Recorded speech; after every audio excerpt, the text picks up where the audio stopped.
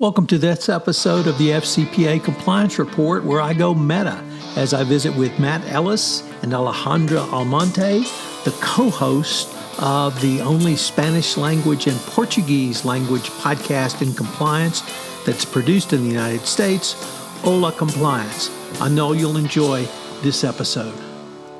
The FCPA Compliance Report is a production of the Compliance Podcast Network. Hello, everyone. This is Tom Fox back for another episode. And today I have with me Alejandra Almonte and Matt Ellis, and we're here to talk. They have many roles that they're. This conference will now be recorded. Hello, everyone. This is Tom Fox back for another episode, and I'm thrilled today to have with me Alejandra Almonte and Matt Ellis. They are both members at Miller and Chevalier and practice in the white collar and anti-corruption areas. But we're not here to talk about that today. We're here to talk about their roles as the co-host of Ola Compliance, the first Spanish language and Portuguese language podcast in the United States dedicated to anti-corruption compliance. So, lady and gentlemen, welcome. Thank you, Tom. This is great to be here with you. Yes, indeed. Thank you. Thank you so much. So I've known Matt, Alejandra, I've known Matt a little bit longer than I've known you. And the first time I met him, I really encouraged him to focus his practice on Latin America. And he did that to great success. And you are part of the Miller team and that success as well. But it seemed to me, and what I tried to convey to both of you all, was that Ola Compliance was a logical extension of your legal practice. So if that is right or wrong, I really wanted to use that as an introduction to why did you start this podcast? Well, go ahead. Sorry, Alejandra. No, please, you go ahead. Well, just, thinking back 10 years, that was 10 years ago, Tom, when we met in a Starbucks in Houston on, I think it was Westheimer, and you encouraged me at the time to start the blog. Which I did. Now fast forward 10 years, and you have harnessed this new medium of podcast to really get out there to the public all of the many important dimensions of compliance. And the work that Alejandra and I have been doing at Miller and Chevalier in compliance, we thought we would seek to harness that medium as well. And I guess I go back to the Latin America Corruption Survey that our firm conducted last year in partnership with 13 other law firms throughout the region. And a number of interesting things came out of that, but two in particular I think are relevant for this podcast. First, more countries in the region are displaying mature compliance environments, right? Where companies are adopting programs and business people on the ground are more familiar with compliance concepts. And second, companies themselves in the region are displaying more nuanced compliance programs. So we're no longer in the arena of having a template policy, right? And perhaps a training every now and then. We're in the world now of, nuanced diligence on third parties, more resources, larger compliance teams, auditing, testing. So given that, we thought that this was a perfect time to share with the region in its languages our experiences. Alejandra, why do you believe, or why have you found rather, that the podcast format resonates in Latin America to the extent that it has so far? I think in large part, it's why the podcast world really has exploded, as you very well know, Tom, in recent history. In large part, it's digestible, it's small, you can listen to it while you're driving. Now that we're in the middle of a pandemic, we see more and more people turning to a podcast as they try to get outside, go on a walk. We try to keep our podcast to 20, 30 minutes for that reason, to really just hit the highlights in both of the areas that Matt has explained, right? One is just the greater awareness of enforcement issues focused on the region, and also to give voice to compliance trends. And I think the latter is really critical for our audience, because as we've become disconnected, and it's not a surprise, Tom, that we launched this during the pandemic. It's something we've been talking about for a long time, but we did find a critical need as we were all not interfacing, not interacting, to give voice to what we were seeing and continue to see evolve in Latin America on compliance trends, so the compliance officers don't lose that benchmarking opportunity that you often have when you are able to travel, when you're able to go to conferences and speak to colleagues. So I think, that the focus on the region, the emphasis on developments that have not stopped in the region, and then the practical aspect of the compliance trends together, bundled in these short nuggets, really is what has made it stick. Let me pick up on something Matt said, because it mirrors my experience. Sort of 5 or 6 years ago on my first trip to to Sao Paulo, I would have said that the Brazilian compliance community was maybe 5 years behind the United States compliance community. On my last trip, immediately before the pandemic hit, I would have said the U.S. was 1A and Brazil was 1B. There had been a huge amount of development in the Brazilian compliance community from Brazilian compliance practitioners. First of all, I want to ask you, Alejandra, do you find that evolution to be your experience as well? And number two, is the information you're able to put out through the podcast much more than simply a kind of a summary, and you're able to really provide either deep dives into topics or really some technical advice that perhaps 5 years ago you wouldn't have needed to provide in Latin America? Oh my goodness, Tom, absolutely. I mean, I think, the abundance of information that's coming out of Latin America, and the abundance of the evolution, the strides that the region is making outside of Brazil, across from Mexico down to the Southern Cone, really does give us a lot of material to dive deeply, not just in subject matters, but even on evolutions that we're seeing in particular countries. Of course, part of that stems from the information that we get from the anti-corruption survey. But just because there is a lot to report, in fact, just yesterday we held a webinar with representatives from Guatemala, Costa Rica, El Salvador, and Honduras, because there's a richness and a depth of anti-corruption understanding, awareness, and compliance evolution. So I do very much agree, Tom, with that characteristic of seeing huge strides in Latin America. And maybe I can add to that point as well. What is lost, I think, on English-only speakers is that there's a wave theme to our podcast. It's called Ola Compliance, which means, hello compliance, but Ola also means wave in Spanish. So we talk a lot about the wave of compliance that's hitting the region, but we also talk at the end of every podcast episode, there's a segment called Contra la corriente, against the current. And this goes to this point that, Tom, you're talking about and that Alejandra has explained. More mature compliance actors in the region who are now experiencing things, the struggles, the challenges that compliance officers face in their work. I mean, Alejandra was in-house for, 6 years working with the region. So she speaks from the heart. She speaks from personal experience. I speak as the external, who advises compliance officers on those challenges. And so what we try to do is, again, tap into that camaraderie, tap into the fact that we all feel disconnected now given COVID, but here's a medium that allows us not only to feel connected, but to speak in a sincere, personal, direct, and relevant way on the challenges that those compliance officers are facing. As you both know, I've been doing podcasting for multiple years. And when I started, I thought, well, this is going to be simple. I'll just sit in front of a microphone and talk. A little more nuanced than that. And that's led to several surprises for me. But I wanted to ask both of you, what are some of maybe the top 2 or 3 surprises for each one of you doing podcasts? I can provide one, Matt. I think it's how natural it feels, to be honest. I mean, I think, I felt like it was going to be scripted and we were going to struggle really to come up with a format and material and to keep it natural. But honestly, I look forward to having a session with my friend and colleague, Matt, every other week where we get to talk about issues that we're passionate about. I think another surprise, frankly, for me has been just, and this goes to your last point too, Tom, just how much material we really do have to talk about. We'll wrap up an episode and we'll start talking about Come Next.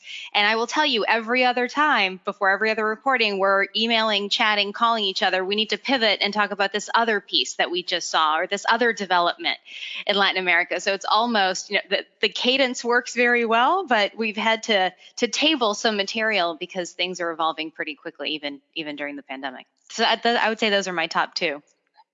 Matt, what about you? I think what I'd add is, doing this and all the preparation that goes into it has really kind of ignited my own interest in other podcasts. So really following everything, Tom, that you're doing with your network, really digging into other podcasts. I want to call out the FTI's, Fraud Eats Strategy podcast, which I love. It's caused me to kind of delve into this realm that I had not yet really explored.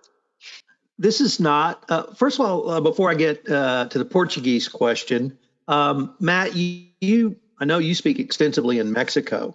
I don't want to leave Mexico out of your audience space. So I wanted to ask you both, do you have a sense of the reception in Mexico? Because the challenges of the Mexico compliance practitioners, I think, are many, yet they're equally as passionate as their colleagues in Latin America, at least from my experience. Yeah, the Mexico compliance environment is booming, not because of encouragement of local authorities, but in spite of, and perhaps as a result of, the real crisis situation companies are beginning to face in Mexico, unfortunately. And I think that embracing of compliance is a reaction to the uncertainties, the insecurity that many companies feel in an environment that is really, going in an unfortunate direction. So that's how I would describe the kind of the nature of the compliance environment right now in Mexico. Tom, if I can add, this is not. I'm sorry. Oh, no, I'm sorry. I was just going to add one comment to Matt's, and it might also straddle the surprise question. But the podcast seems to be getting reception not just in Mexico and the rest of Latin America, but we've also gotten outreach from contacts and friends in Europe and across the globe who have responsibilities for global companies focused on the Latin American region. That's been wonderful to see because you're tailoring it for one very specific, but you realize there are folks who have invested interests outside of the land of Latin America. That's a great insight, and I would have actually added that as a surprise. Mm-hmm. But now that you say that, it makes perfect sense. Because if you're a global company headquartered in Western Europe, North Africa, the Middle East, or even Asia Pacific, you have Latin American operations. And certainly some of the fallout from the Petrobras scandal touched companies far outside the United States. So that makes absolute sense. And we need to figure out a way to get more to and with those people. But this is not simply a Spanish language podcast. This is also in Portuguese. And so I have several questions around your interview of Judge Moro in Portuguese. So first of all, I'd like you to talk, Matt, about the Portuguese aspect of your audience. But then I'd like to turn to Judge Moro, because only once or twice have I interviewed someone who was a true hero to me. And I worried that my interview would reflect hero worship. And so I had to prepare very diligently and put a script in front of myself so that I followed the script. But how do you both deal with someone that we all look up to and really, I think, has been one of the world leaders in the anti-corruption movement? So why don't you tell us about that experience from both of your perspectives? Before we get to that question, we're going to take a short break, and then we'll be right back.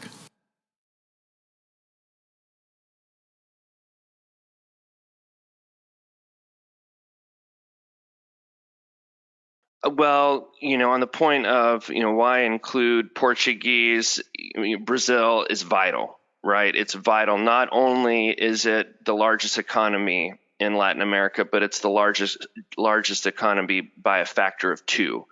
So, although Alejandra and I do focus the majority of episodes in Spanish, we will pepper in Portuguese to make sure Brazil relevant issues are handled appropriately and that we, speak to a significant and important audience. I had the same reaction with Judge Morrow. I mean, imagine the courage that it took to do what he did. From spearheading Lava Jato to resigning as justice minister. I mean, an amazing thing. And so, but what struck me coming out of that discussion, our podcast episode, we would encourage people to go to our website and listen to it, was his optimism. There's so much pessimism right now, given the backlash to all of the enforcement that took place pursuant to Lava Jato, now with the dismantling of the task force, the other backtracking in Brazil, the emergence of, a business community or, a select group of leaders who do not have an interest in advocating for compliance, all of this bad news. And you put that in a larger region that is really, the outlook is bleak. To have someone with his experience, his background say, I think, things have slowed, but the basics are still in place. The infrastructure, the international mechanisms are still in place, which means that the anti-corruption wave that Alejandra and I discuss every 2 weeks, he predicts will continue. From my perspective, Tom, it was just really thrilling. I don't speak Portuguese, so I didn't have the privilege of participating in that podcast. Greg Bates, who you know as well, is one of our colleagues and also has deep experience in Brazil and in the region generally, accompanied Matt on that. But frankly, just to see it happen, to witness something that grand, I think, Matt and I probably wouldn't have dreamed up that we would be able to have a guest of that stature on Ola Compliance when we first started. And it fills me with optimism of what, who else we might see on future podcasts. So I have one observation I want to ask you about that podcast, Matt, because I watched it. I would say I listened to it, but since I couldn't understand it, that part perhaps was not important. But it seemed that your voice changed and you talk differently. You have a different voice in Portuguese as opposed to Spanish. I would say it was louder, perhaps more forceful. I find your Spanish, I don't want to say it's not forceful, but it seems to me more constrained, perhaps the Latin nature of Spanish. Did any of those comments resonate? It just struck me that you sounded different in Portuguese than you do in Spanish. Well, that might be a reflection of the following. After I graduated college, I moved to Argentina. I was in Argentina for 3 years. I met a lot of people down there. One woman who was from India and had spent all this time in Brazil and had moved down to Argentina. She was talking to me. She said, "You have to go to Brazil. You have to go to Brazil and experience the worldview, the outlook, the nature of the Brazilian people. Not necessarily adopt it, but know it's out there." This idea that despite so many obstacles and struggles from, lack of educational opportunities to gross inequalities, the Brazilian people maintain this alegria, this happiness, this spirit. And I think that's probably what you're seeing. I feel that when I'm in Brazil. I feel it when I'm speaking Portuguese. And maybe I should try to tone that down a bit to be more professional, but that's probably what, you're detecting. When you just gave that description, the image that popped in my mind was Pele. And perhaps he's a personification of that spirit. I think you're right. I wanted to ask you both, what's the future of Ola Compliance? Oh, I think it's an exciting future, Alejandra. Tom. Yes, no, thank you. I do think it's an exciting future. I see us continuing to grow, continuing with podcasts. The nature and scope of it, I don't see changing, but I think you'll see more guests from the region. Maybe not to the stature of Moro, but certainly practitioners, both private and in-house, to come and share personal and professional experiences of what they're seeing. I think with the latest announcements coming out of the U.S. with the increased focus from the Biden administration on Latin America, we're going to have a lot of material. We expect both from the U.S. side and from the Latin America side on enforcement trends, and hopefully, because we remain highly optimistic, on increasing compliance trends in the region as well. So I think we have a lot of material left to cover. This is only the beginning, and we're really looking forward to that. Agreed.